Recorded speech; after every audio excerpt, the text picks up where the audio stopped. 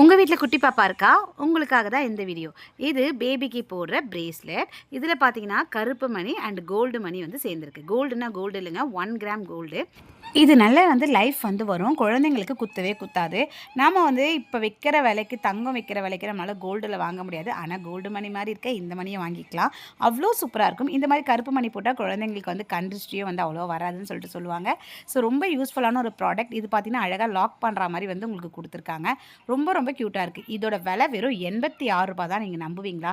So வெறும் 86 rupees தான். தாராளமாக வாங்கலாம். ஃப்ரீ டெலிவரி தான்.